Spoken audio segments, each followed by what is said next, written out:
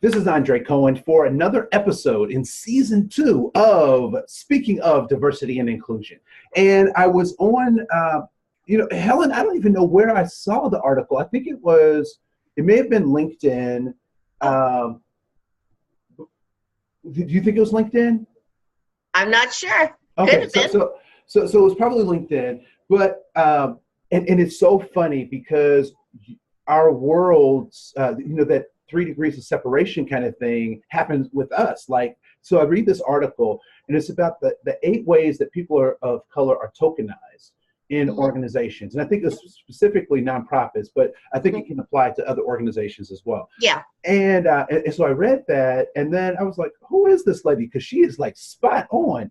And then come to find out, I think I went to one of the social media platforms where you have friends of friends and friends, and found out that I did some, that I knew your brother who was a pastor. And I was just like, this is just so interesting. Like, I don't know this woman, but like, I know of her, it was just so funny. So first of all, I'm so excited to do this interview. And I'm glad that you're joining us with this episode.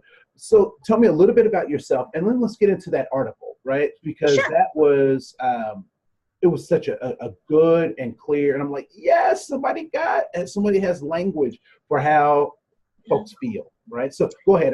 I'll stop talking. Oh, well, Andrea, it's an honor. And thank you. Yeah, I was like, I don't know how we connected, but I remember you saying you knew my middle brother. So that's always cool.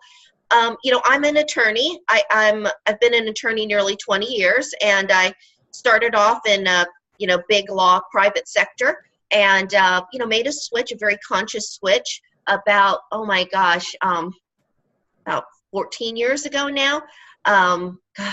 Time passes so fast. But anyway, in 2005, after 6 years of practice, I switched into the nonprofit space, and it eventually culminated in founding the first Asian civil rights group in the Southeast, and which is a group I founded and built.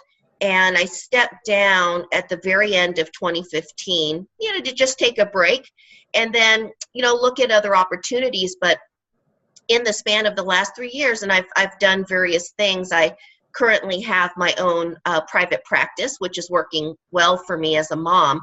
But as part of that time off, it obviously gave me a lot of time to reflect and to process a lot of what I experienced and what I know other colleagues and people I know, people of color specifically, have experienced in nonprofit institutions. And that ultimately led me to write that article, which we were talking about it before the podcast began. I honestly had no idea how much it would resonate with people.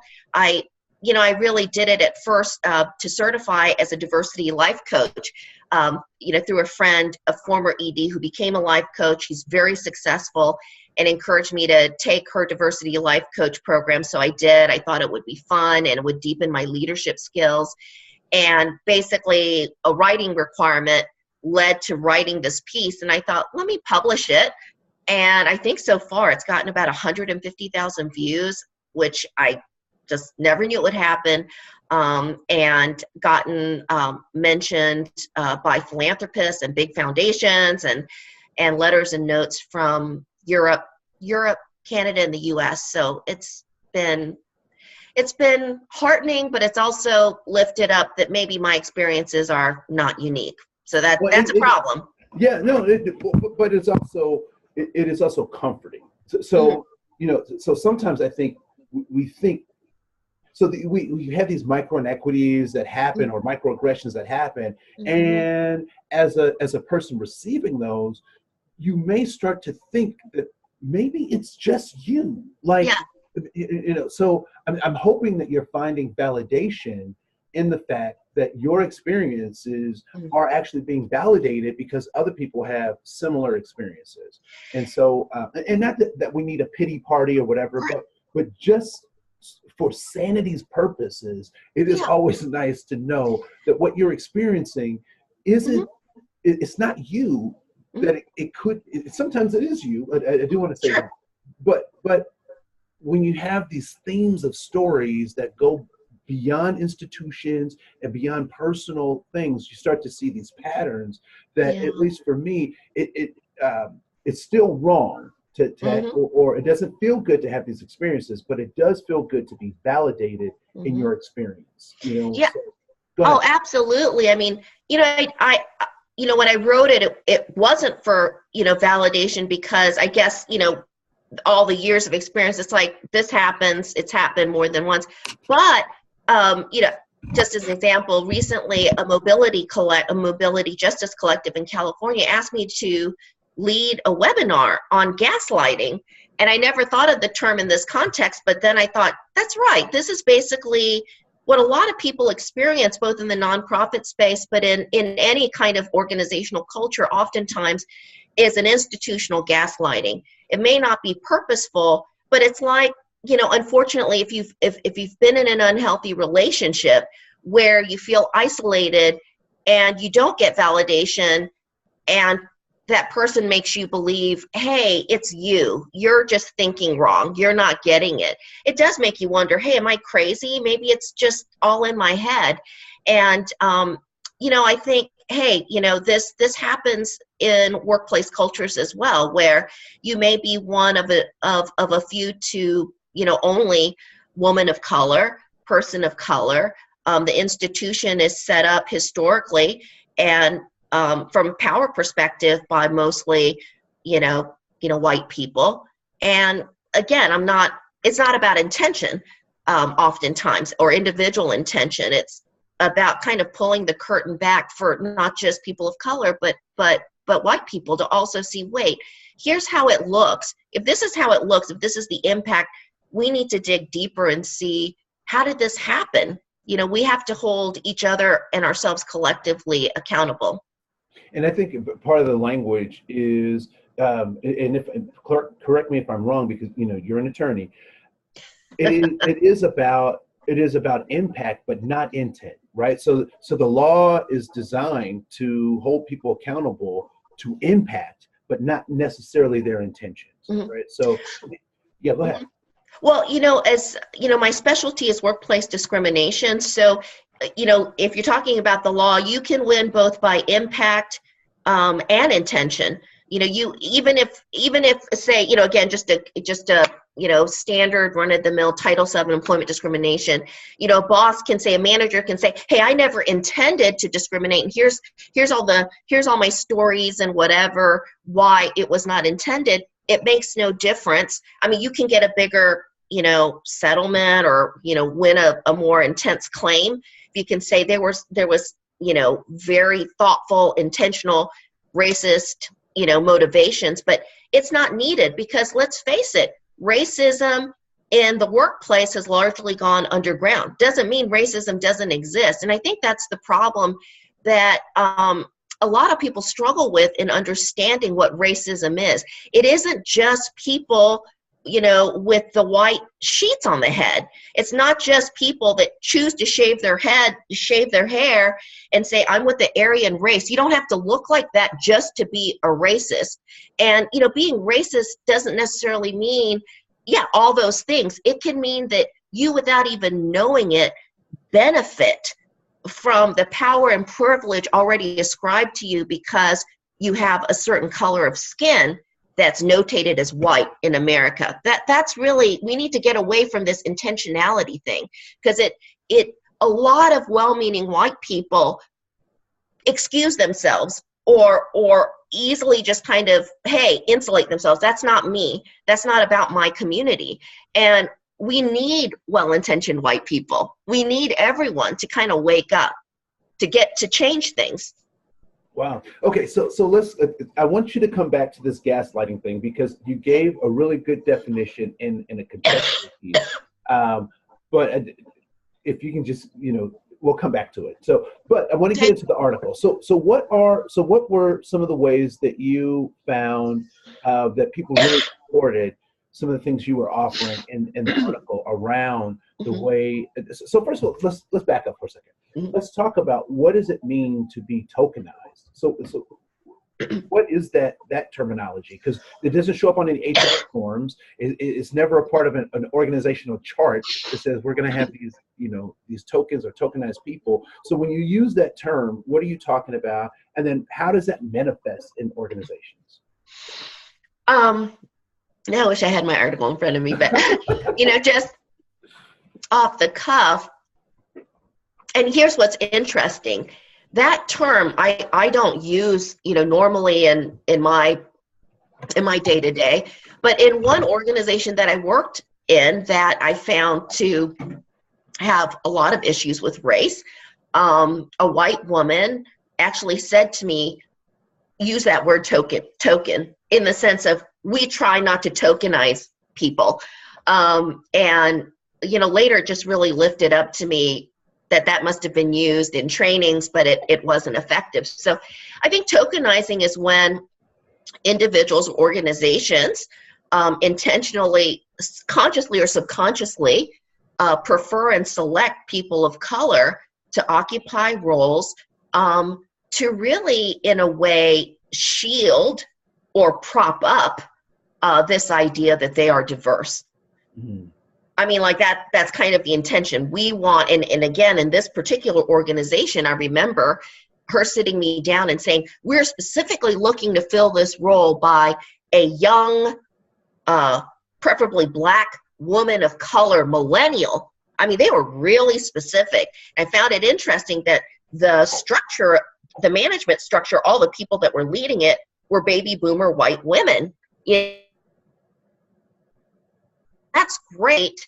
You're being intentional as white women in power. You're saying, hey, we need to change leadership. But what it turned out, that could be why they're doing it. But if the impact, the effect, which I personally experienced, is that I, as the woman of color leader, is completely tokenized, marginalized, made sure to be disempowered despite the title.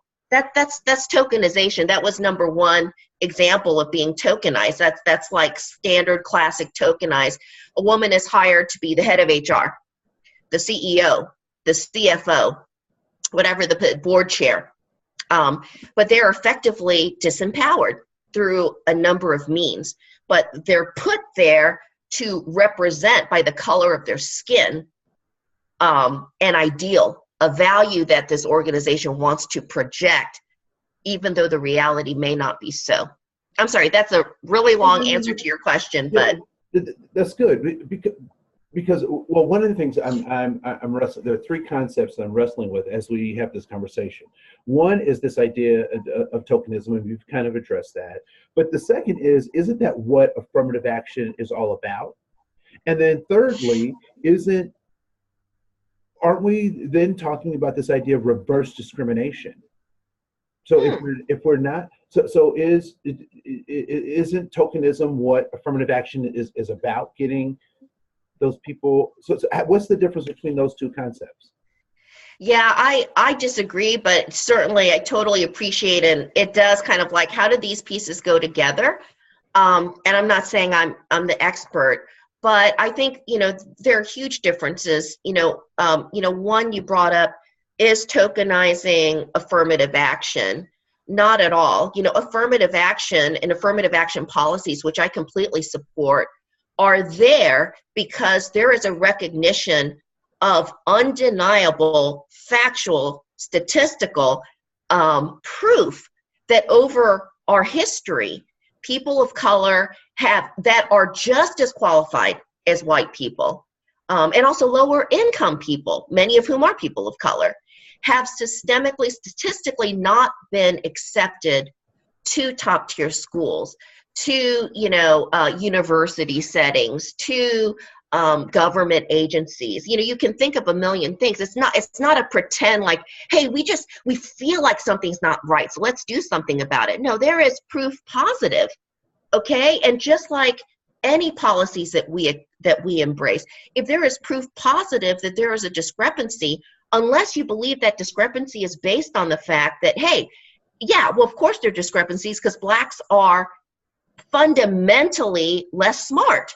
Asians are fundamentally have less leadership qualities. Unless you believe at a fundamental level that people of color are genetically different because of the color of our skin, and I don't agree with that. If you agree with that, there's not much I can say to you. But if you don't agree with that, Statistics tell you there's something wrong, and that's what affirmative action policies are meant to change. Now, here's where there's a point so that there's nothing wrong with affirmative action policies. That's not the same as tokenizing. But once these people of color are rightfully, okay, there's equity there, they're rightfully brought into the schools, they're rightfully brought into these institutions, from there tokenizing can happen. If the people in power still refuse to provide equal opportunities and access, that's when tokenizing and discrimination takes place. You had brought up, is tokenizing the same as reverse discrimination? Absolutely not. One way to give an example, discrimination requires power. Okay, it requires power and privilege. I've said to people, I do carry racial bias myself. And there's racial bias between and among Asian groups. We're not a monolith. But here's the difference between racial bias and racism. We all have prejudices, but we're not all in a position of collective power and privilege. Okay, racism requires power, and discrimination requires someone in power to use that power to disadvantage unfairly people. And that typically happens from a perspective of race, meaning people of color are not in those positions of power. So it's not the same. You need power for discrimination, and that's usually not where people of color are at.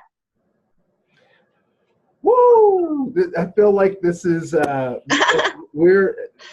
we're on fire here. No, are we? This is great stuff. Great stuff. So I'm also thinking. So how, as an organization, how do I avoid? So let's say I'm well-intentioned.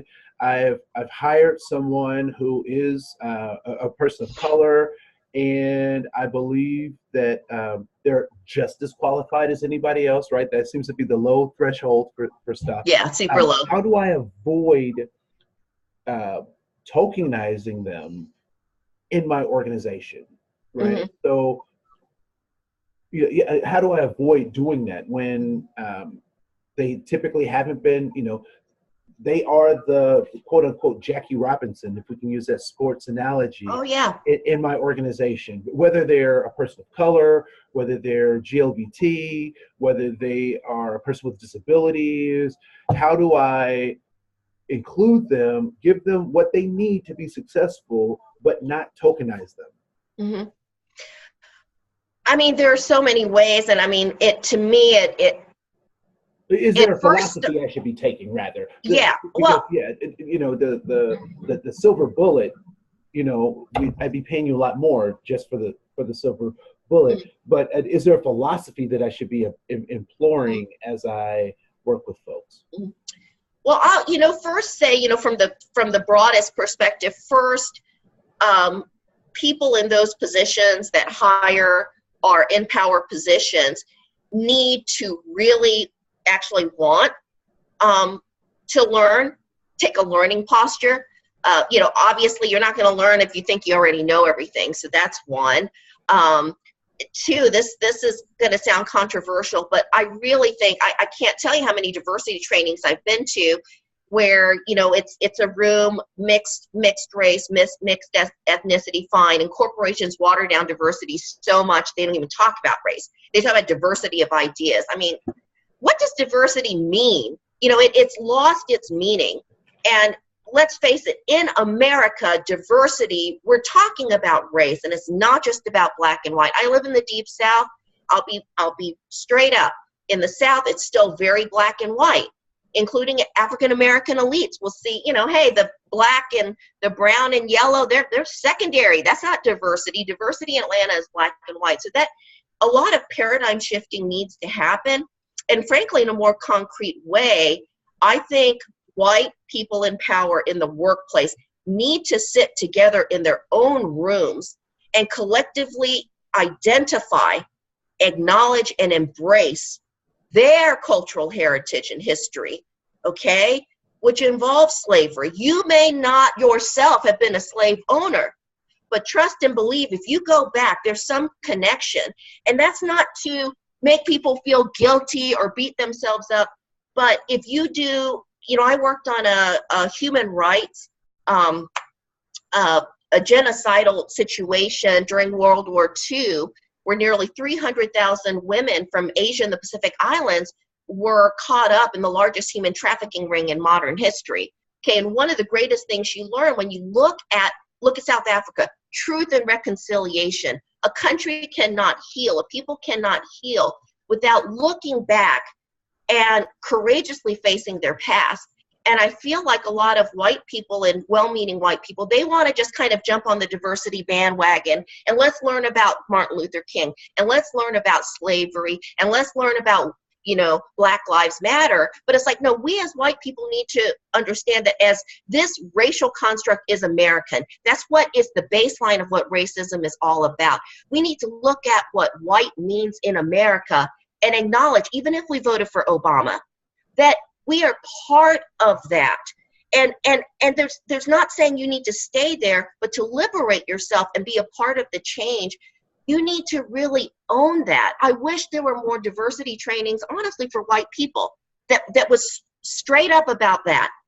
Okay, let's own that. If you can own that, then real transformative changes on a daily basis can happen. And I bring up several very concrete examples in my article. I mean, I'll give one because I know I'm going on and on.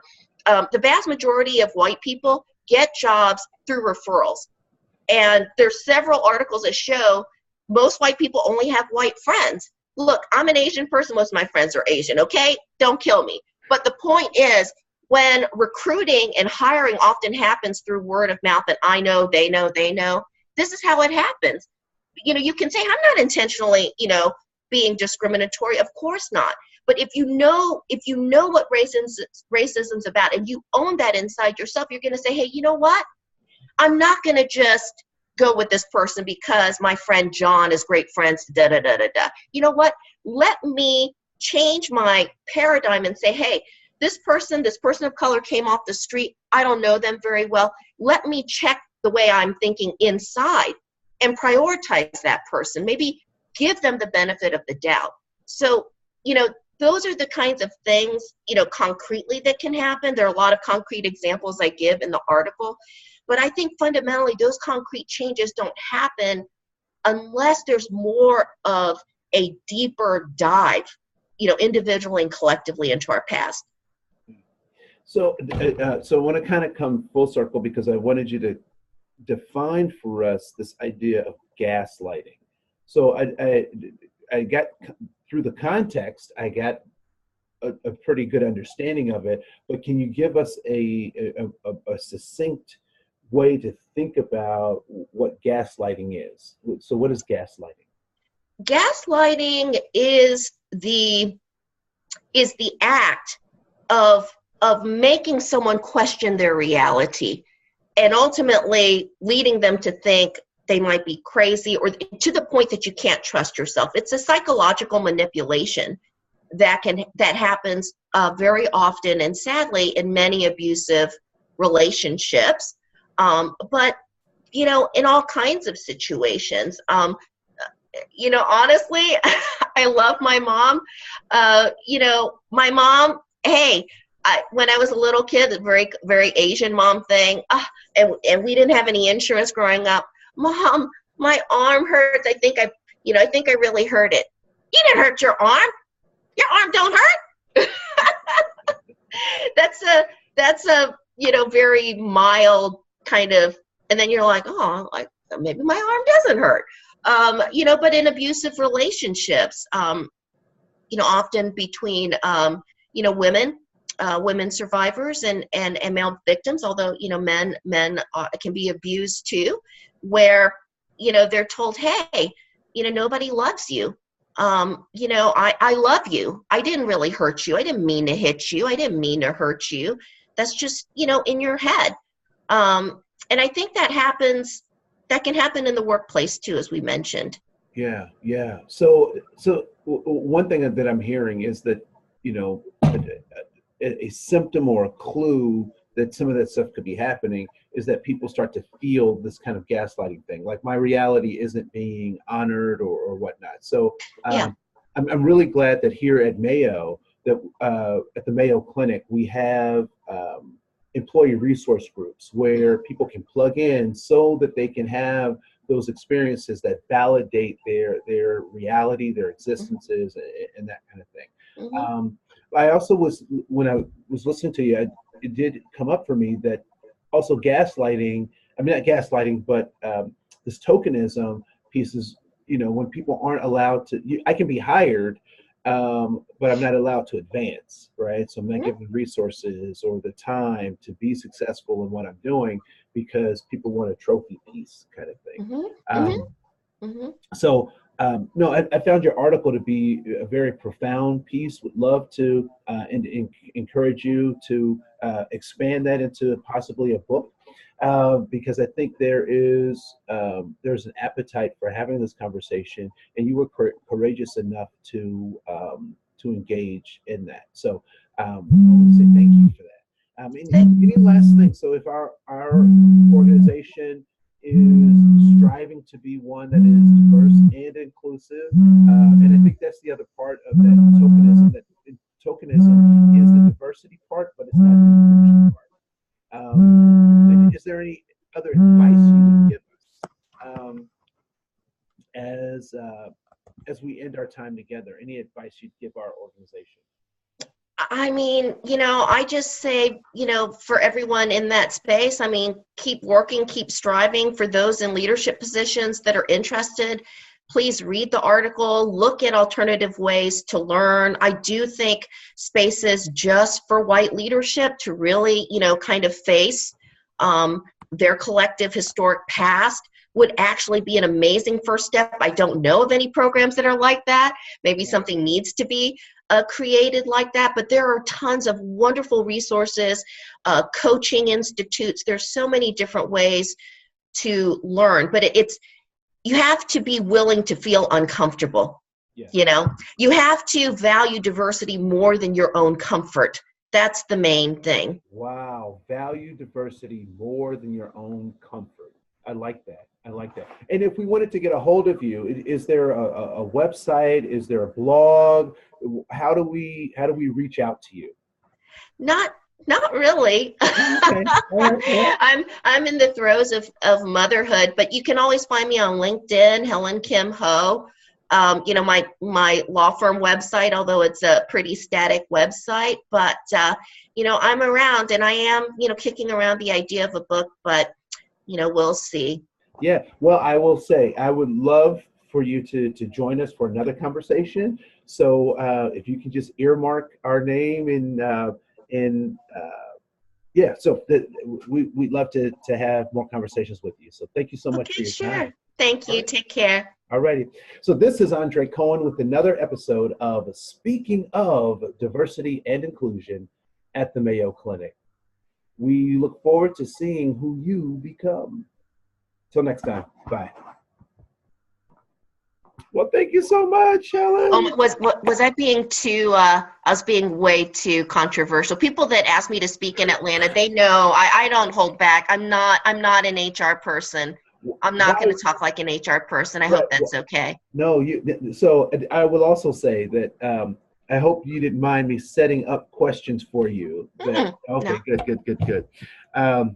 You hit home runs. So this was a good time. So the process will be, I will edit this audio, and I'll send you a copy before we post it. Okay.